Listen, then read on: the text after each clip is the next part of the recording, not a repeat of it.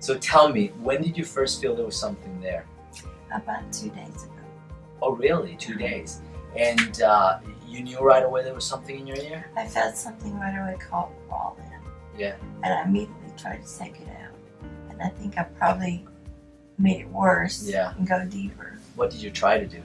I tried to get it with my finger, and then I tried a Q-tip. Q-tip. So you probably got a little bit of it. As we're gonna show the video of what it looks like. I think it's partially dead. Something, yeah. So you did get something out, but Something not came the out. whole body. So it's still bothering you. You feel every so often like a little crackle. You said there's movement in there, and then you end up getting more treatment because your sugar, your diabetes is acting up, and we gotta treat that. But the bug itself. So I'm gonna share with them the video that shows the bug. It's kind of hidden in the membrane, but it's probably dead already. So even if we leave it alone and do nothing else, that bug will probably over time be pulled away from the ear by your normal. There's little hair cells inside your ear that pull your wax out. So you ever not wipe your ears and stuff, you feel wax come out and you clean it and it's done.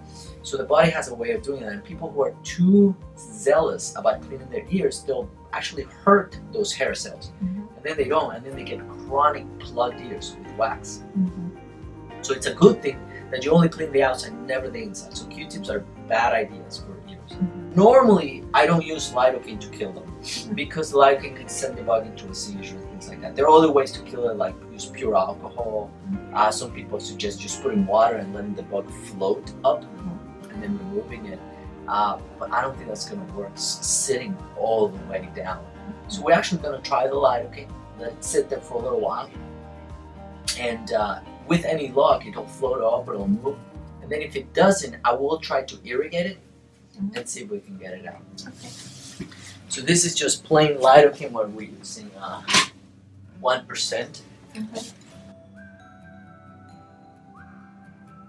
Just let it sit there. Okay.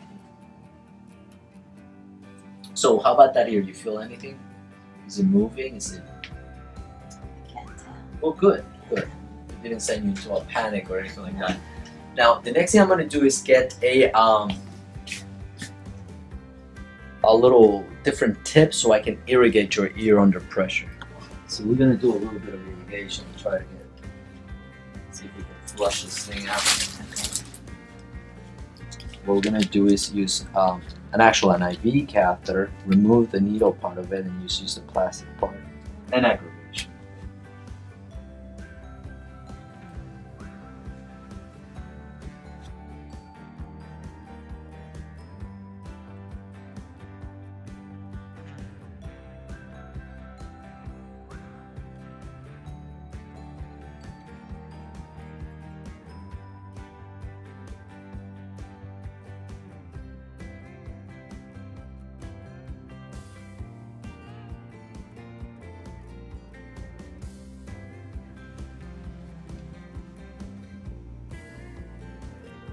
Or it might be the actual button. Let me see.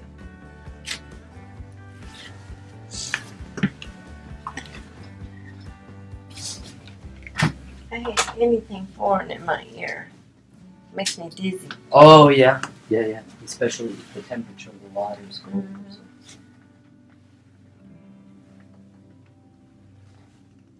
Yeah, that's what I'm wondering, if because it looks bigger on that video because it's magnified. I want to take a look at it without the with the magnification. It's funny how your ear magnifies everything. You know, the hearing of it. Yeah, that's it.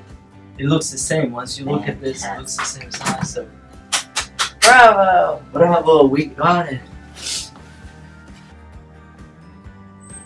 And that's what it looked like. That was it.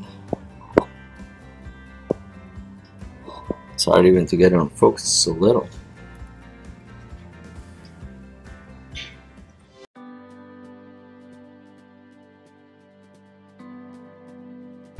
A couple days ago, I was so exhausted I couldn't sleep, and I was really restless, so I decided to try Rest More. So I took 2 pills and drank a glass of water, and within 20-30 minutes I got knocked out, and I slept really well, and I have like no residual you know, sleepy, drowsy feeling. I just feel really wide awake, and I would recommend it to anyone that's having trouble sleeping at night.